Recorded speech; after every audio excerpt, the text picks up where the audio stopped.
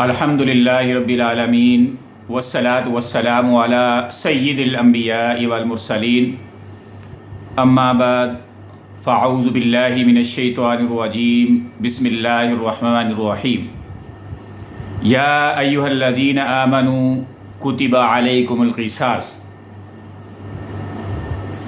صدق اللہ العظیم۔ اللہ تعالیٰ قرآن مجید میں ارشاد فرماتے ہیں کہ ہے ایمان والو، تم پر قصاص فرض کیا گیا ہے۔ قصاص کیا ہے؟ وہ بدلہ ہے جرم کا۔ اگر کسی نے قتل کیا ہے تو اس کو قتل کیا جائے گا۔ اگر کسی عورت نے کیا ہے تو اس کے بدلے میں عورت کو قتل کیا جائے گا۔ اگر کسی آزاد بندے نے کیا ہے تو اس کے بدلے میں اس کو قتل کیا جائے گا، اور اگر کسی غلام نے کیا ہے تو اس کے بدلے میں غلام قتل کیا جائے گا، اور اگر کسی نے کسی کے ناک کو نقصان پہنچائی ہے، کان کو نقصان پہنچایا ہے، اسی طرح کسی اور چیز جو جسمانی اعضاء میں سے کسی کو نقصان پہنچایا ہے تو بدلے میں اس کے اسی عضو کو نقصان پہنچایا جائے گا۔ اور یہ قوانین اور یہ حدود اللہ اس لیے مقرر کیے گئے تھے، اور یہ قصاص اس لیے رکھا گیا تھا تاکہ معاشرے میں جرائم نہ پھیلے، گناہ نہ پھیلے۔ حضور نبی اکرم صلی اللہ علیہ وسلم کے زمانے میں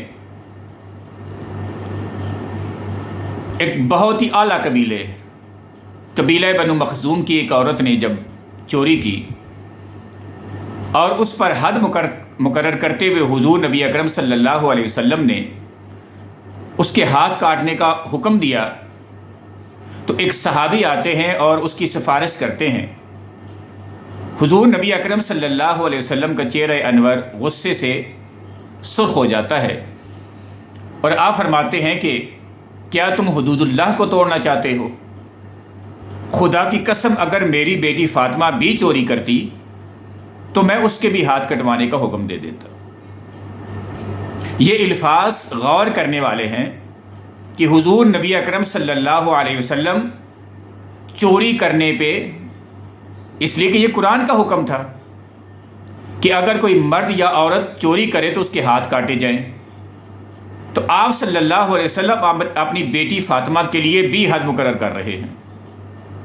لیکن آج ہمارے معاشرے میں کیا ہو رہا ہے اس کی تصویر میں آپ کے سامنے رکھنا چاہ رہا ہوں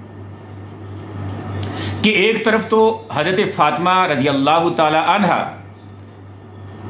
جو جنت کی خواتین کی سردار ہیں، ان پر بھی حد جاری ہو سکتی ہے اگر وہ کسی جرم کا ارتکاب کریں، لیکن ہمارے جج صاحب کی بیوی کہ جس نے ایک معصوم بچی کے اوپر اتنا ظلم کیا ہے ناظرین کہ آپ اس کو دیکھ کر آپ کا دل دہل جائے کہ کس طرح اس چھوٹی سی معصوم بچی کے سر میں کیڑے پڑے ہوئے ہیں، ہڈیاں اس کی ساری کی ساری ٹوٹی ہوئی ہیں، اور وہ ایک اذیت ناک حالت میں ہے۔ اور جب اس کی ماں سے پوچھا گیا اس بچی کی کہ کیا ہوا، کس طرح کیا، تو کہنے لگی کہ وہ آئی ہے جج صاحب کی بیوی، اور آ کر وہ کیا کہتی ہے کہ یہ لوگ سنبھالو اپنا گند۔ اب یہاں پہ اشفاق احمد صاحب کا ایک واقعہ میرے ذہن میں آ گیا ہے، ناظرین آپ کے سامنے رکھنا چاہوں گا۔ وہ کہتے ہیں کہ ایک دن میری نواسی بیل ہوئی دروازے پہ، تو میں نے اس سے کہا کہ جا کر دیکھو دروازے پہ کون آیا ہے۔ تو اس نے کہا نانا جان دروازے پہ کچرے والا آیا ہے۔ تو اس نے کہا بیٹی وہ تو صفائی والا ہے، کچرے والے ہم ہیں۔ تو بات یہ ہے جج صاحب کی اہلیہ کہ گند آپ ہیں، گٹیا آپ ہیں، بدترین آپ ہیں کہ جس نے ایک معصوم بچی پہ ظلم کیا، جہاں تک کہ وہ موت کے منہ میں پہنچ چکی ہے، یعنی موت کے قریب ہے وہ، اور اس کے باوجود آپ کو ضمانت بھی مل گئی ہے۔ یاد رکھیے اس دنیا میں ضمانت مل گئی ہے، اللہ تعالیٰ کے ہاں نہیں ملے گی آپ کو، اس لیے کہ یہ جو زیادتی کی ہے آپ نے ایک غریب اور معصوم بچی کے ساتھ، اس کا بدلہ قیامت والے دن جو کہ بہت بڑا ہوگا، دنیا کی عدالتوں سے آپ بچ جائیں گے لیکن اللہ کی عدالت سے بچ نہیں پائیں گے۔ اور ضمانت اس لیے منظور کی گئی، یہ بتایا گیا کہ جی وہ ذہنی طور پر مفلوج ہے، ذہنی مریضہ ہیں۔ تو ناظرین سوچئے پھر اپنے بچوں کو کیوں نہیں مارا؟ اس کے بچوں کے سر میں کیڑے کیوں نہیں پڑے؟ ان کی ہڈیاں کیوں نہیں ٹوٹی؟ کیا وہ ذہنی مریضہ صرف اور صرف ایک معصوم بچی کے لیے تھی جو غریب تھی؟ یعنی یہ صورتحال اس طرح کی ہو چکی ہے کہ بدترین عدالتی نظام ہمارا بن چکا ہے۔ یعنی ججز صرف اس لیے بیٹھے ہیں کہ جب کسی امیر کا جرم آپ کے سامنے آئے تو آپ اس کو معاف کر دیں اور کوئی نہ کوئی ریزن بتا دیں، لیکن جب کسی غریب کا جرم آپ کے سامنے آتا ہے تو آپ کڑی سے کڑی اور سخت سے سخت سزا اس کو دیتے ہیں۔ کہ آپ کو یقین ہے کہ ہمیشہ آپ اس دنیا میں ہی رہیں گے، کل قیامت والے دن اللہ تعالیٰ کے حضور پیش نہیں ہوں گے، لیکن آپ سے شکوہ نہیں ہے، 75 سال سے یہی چل رہا ہے۔ اسلام کے نام پر یہ ملک تو بنا، پر اسلام نہیں ہے اس میں۔ کسی بھی عدالت میں چلے جائیں آپ کو قرآن کی آیات لکھی نظر آتی ہیں، لیکن قرآن عملی طور پر نہیں ہے۔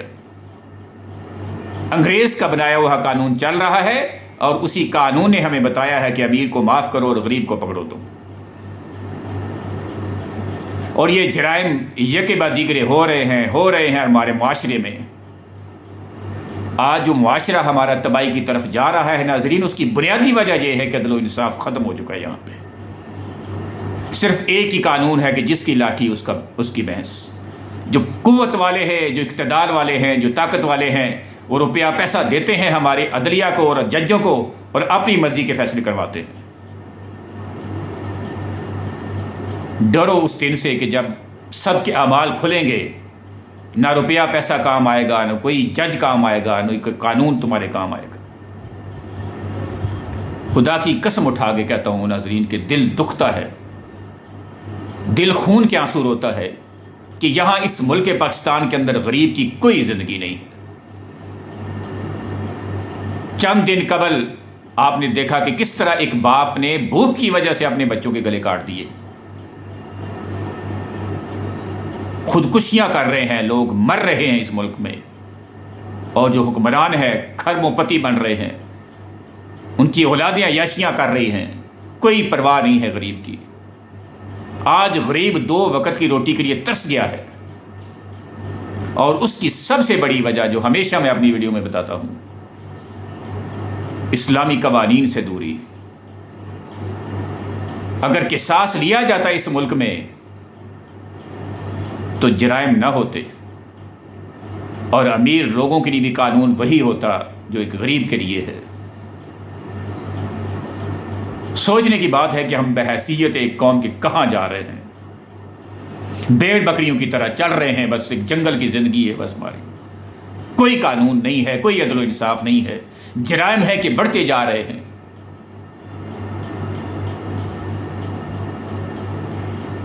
حرام کے پیسے سے حج بھی کیے جا رہے ہیں، عمرے بھی کیے جا رہے ہیں، اللہ تعالیٰ کو بھی دھوکہ دے رہے ہیں، اور یہ سمجھتے ہیں کہ اللہ تعالیٰ ہمارے ان حج اور عمرے کو قبول بھی کریں گے۔ منہ پہ مارے جائیں گے تمہارے۔ کبھی تمہیں سوچ نہیں آئے رات کی تنہائی میں کہ ہم کیا کر رہے ہیں، کل قیامت والے دن کیا منہ دکھائیں گے ہم اللہ تعالیٰ کو؟ لیکن آج کا مسلمان بے فکر ہے، وہ کہتا ہے یہ دنیا ہے بس، آخرت جب آئے گی تو دیکھی جائے گی۔ بالکل دیکھی جائے گی، جب قبروں میں سانپ اور بچھو آئیں گے اور کیڑے مکوڑے آئیں گے پھر دیکھی جائے گی۔ تو مسلمانوں بدلو اپنے آپ کو۔ میرے مخاطب حکمران نہیں ہے، وہ نہیں بدلیں گے، بدلنا تم نے ہے اپنے آپ کو۔ کھڑے ہو اپنے حق کے لیے، اس عورت کا ساتھ دو۔ اور یہ جو سمجھتے نا کہ جی پیسے دے کے، ٹھیک ہے، قصاص کے بدلے میں وہ دیت جو ہوتی ہے، یعنی کچھ مخصوص رقم دے کے آپ، تو یہ اس صورت میں ہے کہ جب وہ دل سے خود سے معاف کرے۔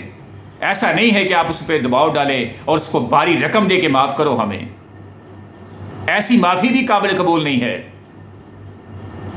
کہتے ہیں نا جی وہ قرآن کہتا ہے کہ اللہ تعالیٰ اس کو پسند کرتے جو معاف کر دے۔ فَمَنْ عُفِيَ لَهُ مِنْ أَخِيهِ شَيْءٌ فَاتِّبَاعٌ بِالْمَعْرُوفِ۔ تو یہ قرآن کے حکم کے خلاف آپ کر رہے ہیں کہ آپ زبردستی اور روپیہ پیسہ دے کے کہہ رہے جی ہمیں معاف کر دو۔ تو وہ غریب کیا کرے گا؟ ایک تو چلا گیا، اب دوسرے کو بھی مارو گے تو وہ معاف تو کرے گا خوف اور ڈر کی وجہ سے، تو کیا اس کے معاف کرنے سے اللہ تعالیٰ بھی تمہیں معاف کر دیں گے؟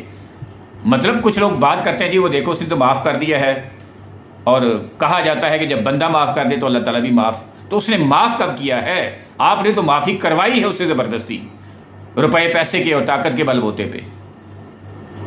تو کل جب سب ختم ہو جائے گا تو پھر آپ کو پتہ چلے گا کہ اللہ تعالیٰ کے قوانین کیا ہیں۔